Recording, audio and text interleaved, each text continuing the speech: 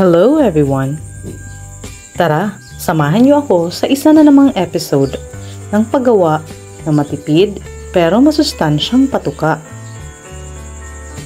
At ang bida natin ngayon ay gabi. Sa Leyte, ang tawag namin dito ay karlang. Sa ibang lugar naman, ang klase ng gabing ito ay tinatawag na San Fernando. Tuwing panahon ng tag-ulan, lalong gumaganda ang tubo ng gabi namin. Lumalapad ang mga dahon at humahaba ang mga stalks.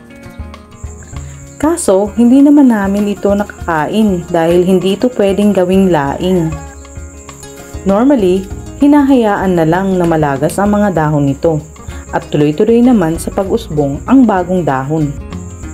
Pero dito sa sistema namin, ayaw namin na may nasasayang. Lahat ay hinahanapan namin ng pakinabang. Zero waste dapat. Noong bata pa ako, madalas nangunguha kami sa gubat ng mga wild na gabi. Tapos nilalaga pa ito ng nanay ko para ipakain sa baboy namin. Sa kakapanood ko ng mga YouTube videos, nadiskubre ko na pwede palang ipakain ito sa mga manok. Kaya nagtry ako maglagay ng buong dahon at stalk sa manukan. Base sa observation ko, kinakain naman nila ito, pero medyo hirap kumain ang mga maliliit na manok. Kaya ngayon ay gagawa tayo ng patuka gamit ang gabing ito, para walang masayang at makatipid tayo. At syempre, para lumusog ang ating mga alaga. Mas malusog, mas mataba, mas malaki ang kita.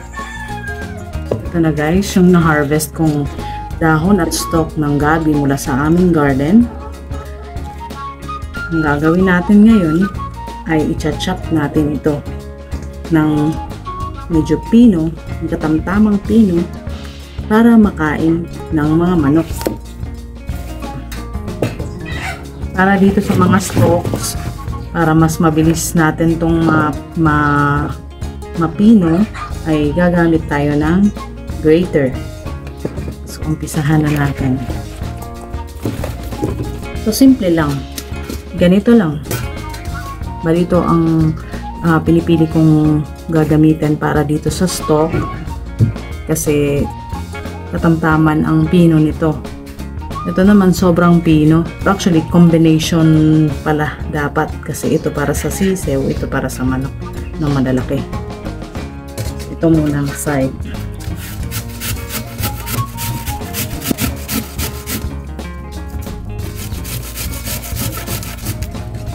Ayan. Napapansin ko kapag buong dahon at saka stalk ang pinapakain ko dun sa mga manok, tinutuka-tuka lang nila at naiiwan itong part na to. So parang ayaw nila to. Siguro dahil nga masyadong ma-fiber to. So hindi rin natin isasali to. Okay? Maggagadgad din ako ng medyo pino para dun sa mga sisiw.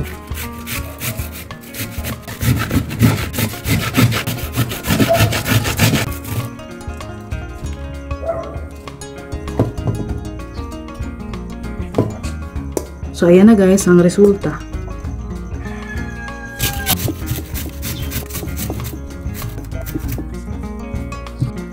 So, ito, marami-rami din ang hindi ito masasayang dahil mapupunta to sa pabulukan, magiging compost to.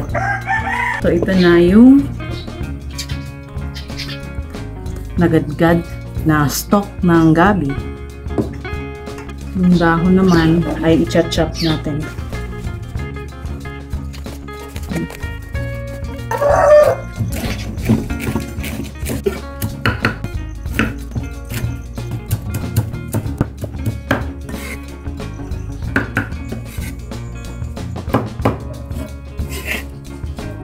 Kaya na guys. So ready na to para mamayang hapon. Hahaluan na lang ng darak, ng mais at saka palay. Good to go na para pakain sa mga manok. Matipid dahil galing to sa garden natin. At masustansya pa. Pero paalala lang pala guys, ang gabi na ito na ginamit natin ay meron siyang dagta na makati. Kaya kung susubukan nyo yung ginawa ko, ingat-ingat din, baka tumalsik yung dagta dun sa mata nyo. Sliding at the camera, huh? Okay. Hello guys!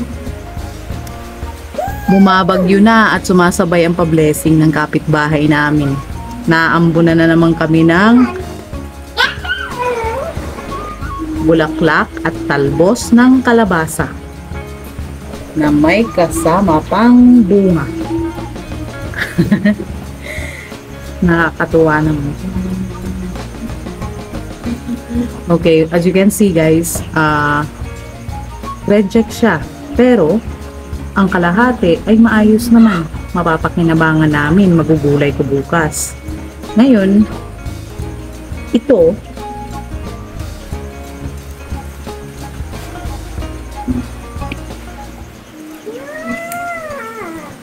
hinahakot ng anak ko yung itong mga bulaklak at talbos, kung hindi namin to maluto ngayon dahil mayroon kaming ulam, hindi to masasayang dahil bukas pwede kong ito ang ipakain sa mga manok. Okay? Ito ang ibibida natin bukas sa gagawin natin patuka. Okay? Kasama itong reject na part ng kalabasa. Kakalahatiin ko yan. Kalahati sa amin. Yung kahahatiin ko to. Yung kalahati, yung matino sa amin. Yung kalahati naman na reject para sa manok. For tomorrow yan. Yung ginadgad nating stock ng gabi kanina at pinagtad na kahon ng gabi, yun naman ang papakain natin ngayon. So, hahaluan ko lang to ng darak. Darling, what did you do with the flowers? You shouldn't do that.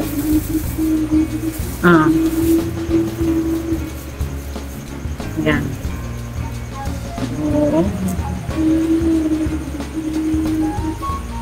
Tatlong dakot.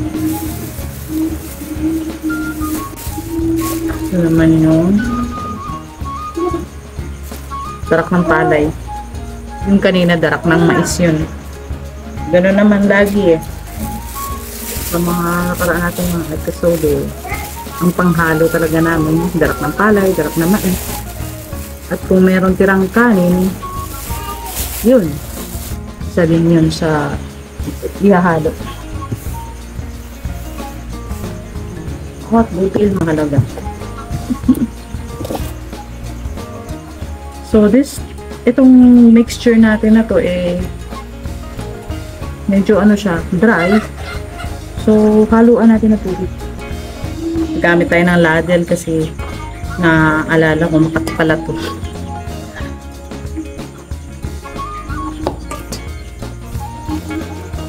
Kapag nabasa siya, lalong lalabas yung kating yan.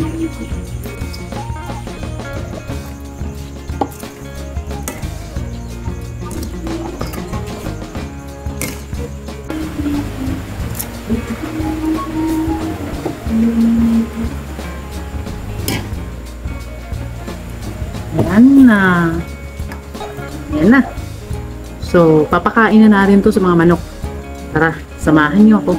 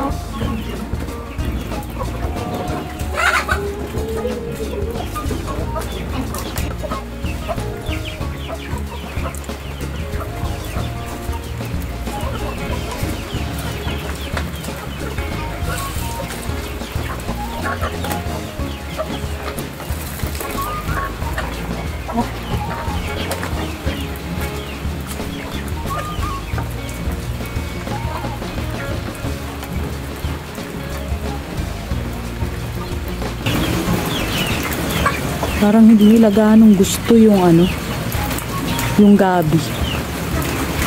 Yung mga kumakain-kain yun. O baka naman maparami yung gawa ko. Kaya tsaka naglagay kasi ako ng tira-tirang kanin. Binigay ng kapitbahay namin. Ayan. Malalaman natin mamaya kung may marami bang matitira sa ginawa kong katuka. 2 hours later. Nangihinginain pa rin sila hanggang ngayon. Pero halos maubos-ubos na rin.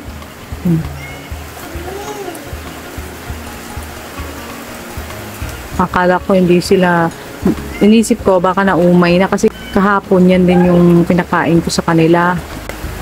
Pero okay naman. Kinain pa rin naman nila. Hindi pa nabusog yung mga sisi. Alam mo basa yun, iba. Bukas kainin din yan.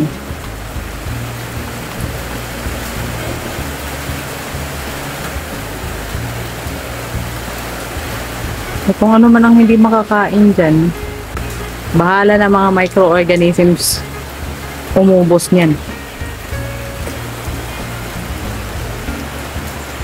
Sana ay may natutunan kayo sa videong ito. Maraming salamat sa walang sawa ninyong pagsubaybay. By supporting our channel, you support our dream. So don't forget to like, share, comment, and subscribe to our channel.